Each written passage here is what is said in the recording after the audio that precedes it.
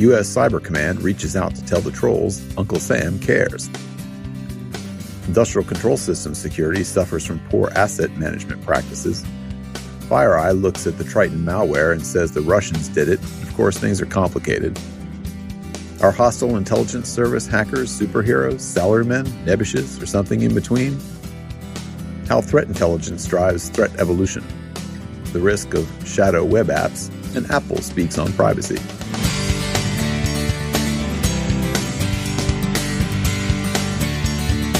A few words from our sponsor, Cylance. They're the people who protect our own endpoints here at the Cyberwire, and you might consider seeing what Cylance can do for you. You probably know all about legacy antivirus protection. It's very good as far as it goes, but guess what?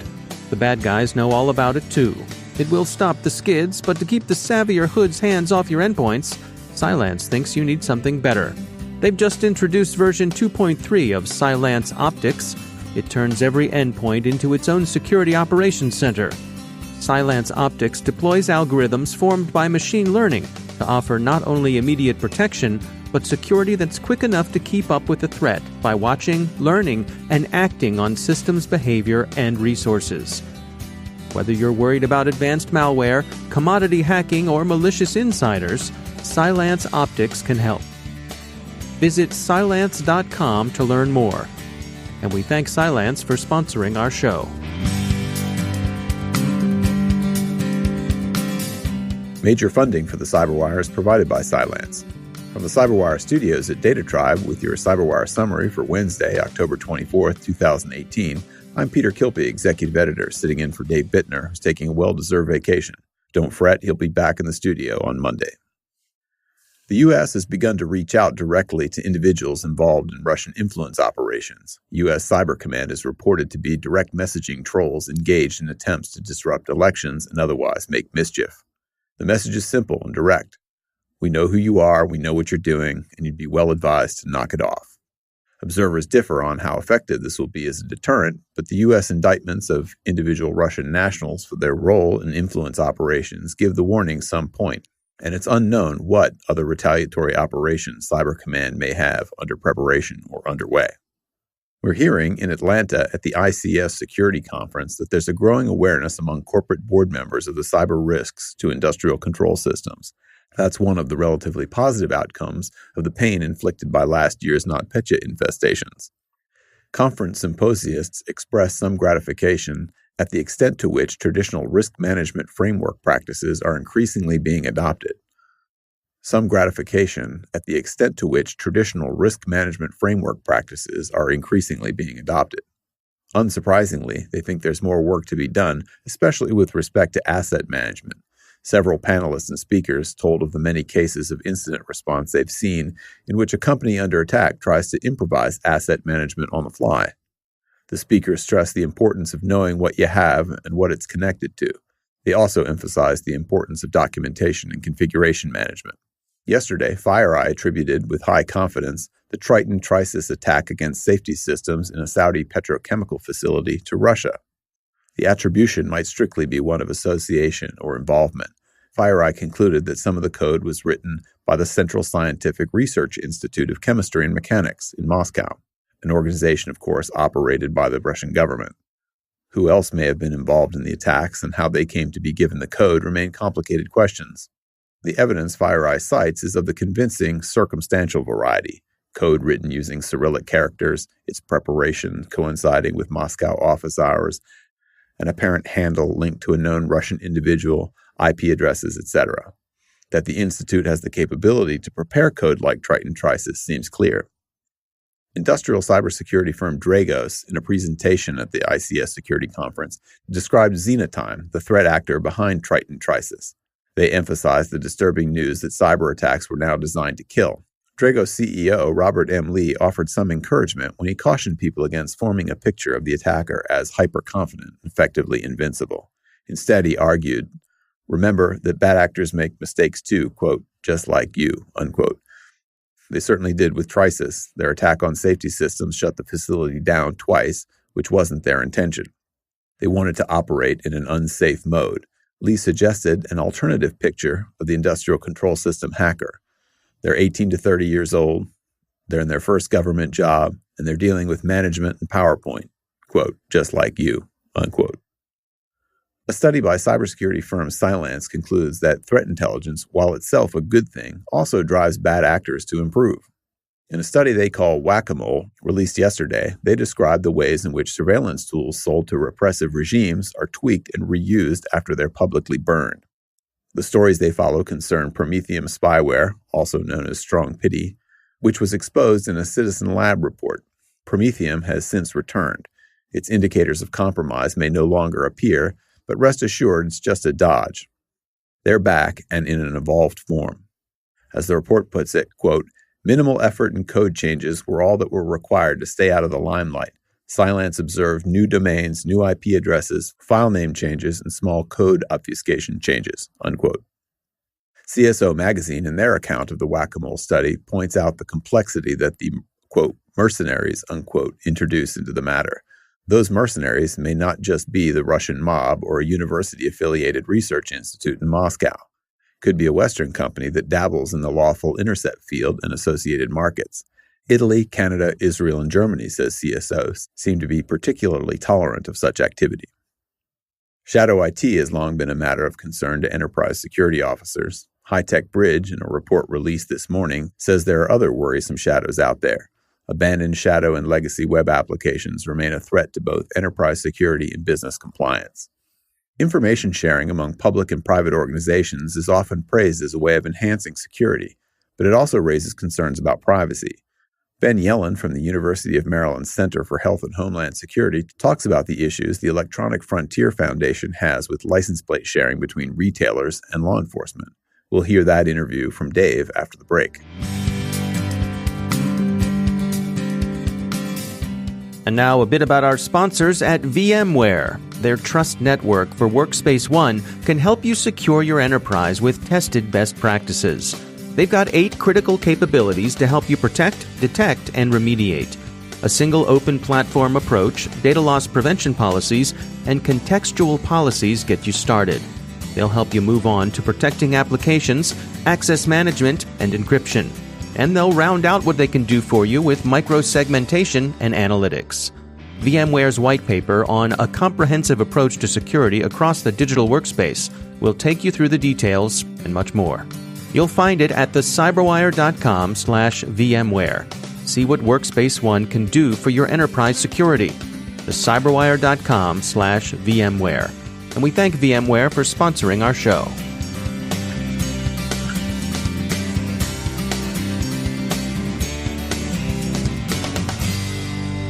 And I'm pleased to be joined once again by Ben Yellen. He's a senior law and policy analyst at the University of Maryland Center for Health and Homeland Security.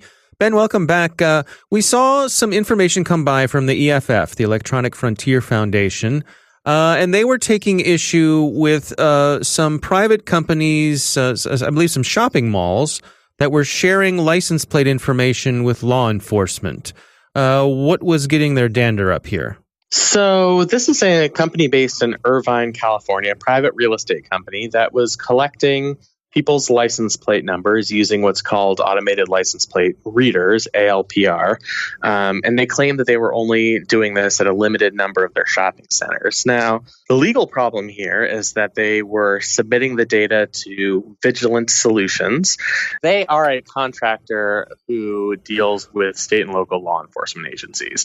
And of course, a main civil libertarian concern is that identifying information will be submitted to Immigration and Customs Enforcement and could potentially be used in deportation proceedings. So if the government was trying to track a person down, they could search a large database, which would contain a bunch of different license plates numbers, would be able to at least identify whether that license plate had been at a given location, and that can help in their investigative process. So the company says that the data was only used for limited purposes, wasn't being transmitted to a larger government database of license plate reading information. It was only being used to be sent to local law enforcement to enforce, the rules and regulations of the 3 malls that were under surveillance. EFF went and actually looked at the terms and conditions and the usage and privacy policies of that company, and they affirmed that the company was not representing what they would do with that data. EFF is claiming that the privacy policies are very, very broad, that they are allowed, according to their own policies, to send collected license plate data to a searchable database accessible by multiple law enforcement agencies. And by multiple law enforcement agencies, that can include everyone from local police, state police, to federal organizations like the DEA and Immigration and Customs Enforcement. So this is, a major Fourth Amendment concern, because even though people are exposing their license plate to the general public, and thus, according to our Fourth Amendment jurisprudence, they don't have a reasonable expectation of privacy in that information, I don't think most of us would expect a private contractor to store our license plate and send it into a giant database accessible by all different types of law enforcement agencies. So I think it's a big civil liberties concern. Now, what about, just from a practical point of view, the mall? You go to your local mall, and a lot of times you'll walk in and you'll see they have rules of civility and things like that. Mm-hmm. When you're a guest in our mall, this is private property, and here's what we expect of you. This seems to me to be a different thing of that. I guess I'm trying to wrap my head around the notion of a EULA with a mall. Or they have to post it at the entrance everywhere where you might drive in that, hey, your license plate might be scanned here. How would that work? I mean, they already have, there are rules and regulations about, telling people that they're being surveilled in other ways. So I'm not sure exactly what this California Civil Code is on this, but I think they're required to post signs on the premises of a piece of property that uses simple video surveillance. So I think the same logic would apply here. California Code, specifically relating to license plate identification, says that there has to be a notice to the consumer. What the EFF is alleging is that the company has not given proper notice. And once people are aware that that technology not only exists, but potentially could be used in law enforcement investigations, then they would at least have some agency to decide whether to make themselves public. But I think the fact that most people don't really realize that technology exists, that license plate readers can very quickly and efficiently collect license plate identifying information and put it in a giant database, I think that's really the nature of the concern. No, it's fascinating. Ben Yellen, thanks for joining us. Thank you. Apple CEO Tim Cook has called for a comprehensive U.S. privacy law. Speaking in Brussels this morning, he said that the effects of the EU's GDPR have been positive, and he expressed the hope that the U.S. would follow suit with comparable regulation. Apple, of course, has long differentiated itself from other Silicon Valley tech giants by its public commitment to privacy.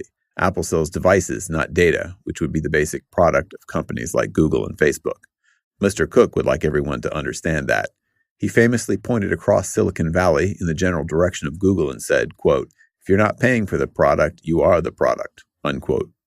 Cook also strongly reiterated the company's longstanding opposition to any weakening or subversion of device encryption.